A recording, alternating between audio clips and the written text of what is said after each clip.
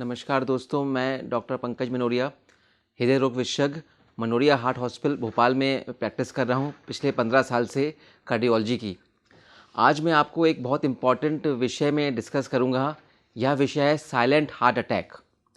देखिए, heart attack क्या होता है? जब कोई हार्ट की नस अचानक क्लॉटिंग की वजह से चोक हो जाती है तो उसका एक ब्लड सप्लाई पूर्ण रूप से रुक जाता है। इसको हम हार्ट अटैक बोलते हैं। और इसका प्रमुख सिम्टम होता है कि आदमी को सीवियर रेट्रोस्टर्नल चेस्ट पेन होता है। लेकिन कई बार ऐसा होता है कि हार्ट अटैक तो होता है लेकिन पेशेंट को चेस्ट पेन नहीं होता। तो ऐसी सूरत में इस तरह के हार्ट अटैक जिसमें कि आदमी को चेस्ट पेन नहीं होता, उसको हम बोलते हैं साइलेंट हार्ट अटैक। और यह काफ़ी कॉमन है, ऐसा नहीं है कि अनकॉमन है।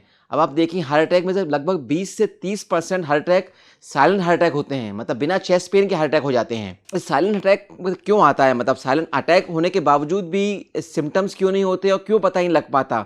क्यों होता है साइलेंट हार्ट अटैक? अब देखिए, हार्ट अटैक होने के बावजूद उसके सिम्टम्स नहीं होना, इसके दो कारण होते हैं। सबसे नंबर 1 यह होता है कि अटैक तो आता है लेकिन सिम्टम्स बहुत माइल्ड होते हैं, तो जिसका कि कई बार पता नहीं लग पाता। और दूसरा कारण ये होता है कई बार चेस्ट पेन नहीं होता बल्कि कुछ दूसरे सिम्टम्स होते हैं, जैसे अचानक बहुत तेज पसीना आ जाना, सांस लेने में दिक्कत आना, दर्द जबड़े में होना, सीने में जलन होना, एकदम अचानक बहुत तेज पेट दर्द, उल्टी वगैरह होना, या फिर लेफ्ट हैंड में पेन होना। तो मतलब कुछ एटिपिकल सिम्टम्स से हार्ट अटैक प्रेजेंट करता है, इसीलिए हम उसको पहचान नहीं पाते, उसको हम साइलेंट हार्ट अटैक का नाम दे देते हैं। अब देखिए, तो साइलेंट हार्ट अटैक सही मायने में साइलेंट नहीं होता। वो आपको कुछ ना कुछ इशारे जरूर देता है या कुछ ना कुछ जरूर बताता है कि मुझे अटैक की प्रॉब्लम आई है। वो मतलब चेस्ट पेन नहीं होता, लेकिन जो मैंने सिम्टम्स गिनाए ये सब हो सकते हैं। लेकिन अफसोस की बात क्या है कि हम उस सिम्टम्स को समझ नहीं पाते। जैसे कई बार हमें सीने में जलन होता है तो हम उसको अटैक की वजह से होता है जलन, लेकिन हम उसको गैस का समझ जाते हैं। कई बार हमें पेन यहाँ जबड़ों में होता है तो हम डेंटिस्ट के पास पहुँच जाते हैं। कई बार हमें सांस लेने में तकलीफ होती है तो हम किसी रेस्पिरेटरी वाले को दिखा देते हैं। लेकिन सही मायने में क्या होता है कि कई बार ये हार्ट अटैक के लक्षण भी हो सकते हैं, और अगर इसकी हम अनदेखी करें तो ये अनदेखी कई बार बहुत भारी पड़ सकती है। तो कभी भी इस तरह के हमें सिम्टम्स हों जो कि हम एक्सप्लेन नहीं कर पाए बाकी किसी भी चीज़ से, और मतलब ये रूटीन से अलग हट के सिम्टम्स रहें, तो आप ज़रूर अपना चेकअप कराइए। तो कई बार ये लक्षण हार्ट अटैक के भी हो सकते हैं। तो अब ये होता है कि हार्ट अटैक, ये साइलेंट हार्ट अटैक किन किन लोगों में ज़्यादा होता है, मतलब किन किन लोग ऐसे होते हैं जिनको कि अटैक आता है लेकिन चेस्ट पेन नहीं होता। इसमें सबसे प्रमुख होता है डायबिटीज़ वालों को कई बार कॉमन है कि साइलेंट अटैक आता है, बिना चेस्ट पेन के अटैक आता है। दूसरे होते हैं ओल्ड एज, तीसरा फीमेल्स, और चौथा जिनको किडनी की प्रॉब्लम होती है। तो ये सब कैटेगरीज वाले पेशेंट्स होते हैं कि जिनको अटैक आता है लेकिन चेस्ट पेन नहीं होता। अब एक और क्वेश्चन होता है कि क्यों चेस्ट पेन नहीं होता ऐसे लोगों में। बेसिकली क्या होता है कि ये जो डायबिटीज़, जो मैंने किडनी वाले पेशेंट्स, ओल्ड एज वाले पेशेंट्स, इसमें ऑटोनॉमिक न्यूरोपैथी होती है पेशेंट्स को। मतलब जो चेस्ट पेन में जो नर्व्स इन्वॉल्व होती हैं, जो पेन को सेंस करती हैं और जो हमें बताती हैं, वो डैमेज होती हैं ऑटोनॉमिक न्यूरोपैथी की वजह से। तो हार्ट अटैक के बावजूद, सप्लाई रुकने के बावजूद वो पेन परसीव नहीं कर पाती, इसलिए हमें चेस्ट पेन नहीं होता। यही कारण है कि अटैक के बावजूद चेस्ट पेन नहीं होता। तो अब ये कि क्या साइलेंट अटैक अच्छी बात होती है, मतलब नॉर्मल अटैक की वजह से, नॉर्मल अटैक के मुकाबले क्या ये कम हानिकारक होता है, या बिल्कुल गलत है?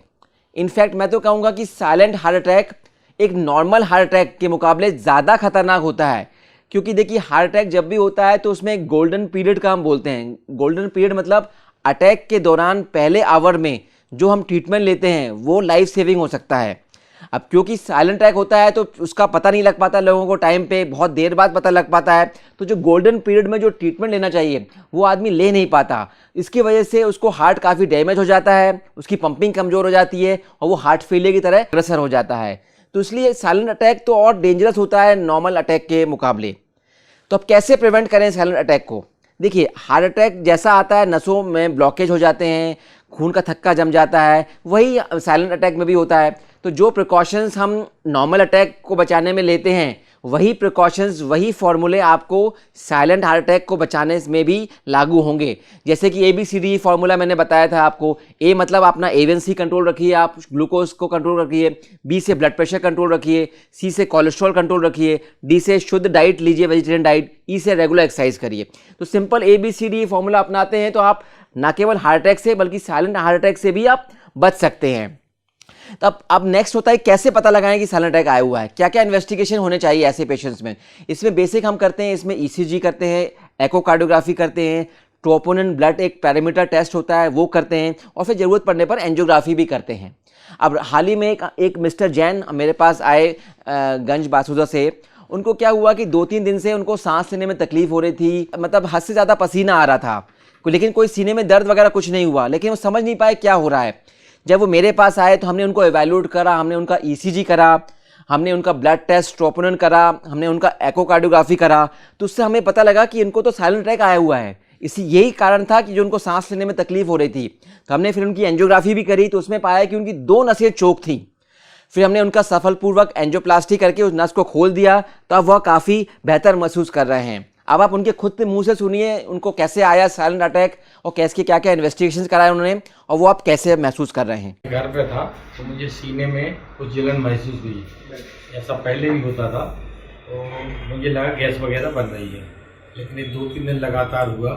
तो मैंने फिर डॉक्टर को दिखाया, वहाँ आया तो उन्होंने ईसीजी और इको ईसीजी की। उसके बाद समझ में आया तो उन्होंने फिर हमारी एंजियोग्राफी की। एंजियोग्राफी में मुझे बताया है कि आपको साइलेंट अटैक आया था। फिर उन्होंने जब एंजियोग्राफी की उसमें 2 नसें मिलाकर उनका ऑपरेशन किया। अब 3-4 दिन से मैं जो स्वस्थ हो गया हूँ और बिल्कुल अब कोई दिक्कत नहीं है। तो हमारा सभी से कहना है कि कोई भी यदि दर्द हो, मामूली हो, तो उसको तुरंत डॉक्टर को चेक कराना चाहिए, कुछ भी दर्द हो सकता है। देखिए, अंत में मैं सभी कहूँगा कि जो साइलेंट अटैक को आप बहुत ही अच्छे से समझिए, क्योंकि अगर ये साइलेंट अटैक अभी आ जाता है तो बहुत कई बार जानलेवा हो सकता है, और थोड़ी सी भी लापरवाही आपको मतलब बहुत ही खतरनाक साबित हो सकती है। अगर आपको ये मेरा वीडियो अच्छा लगे तो लोगों से ज़रूर शेयर करिए, क्योंकि यह जानकारी कई बार बहुत लाइफ सेविंग भी हो सकती है सभी लोगों के लिए। धन्यवाद।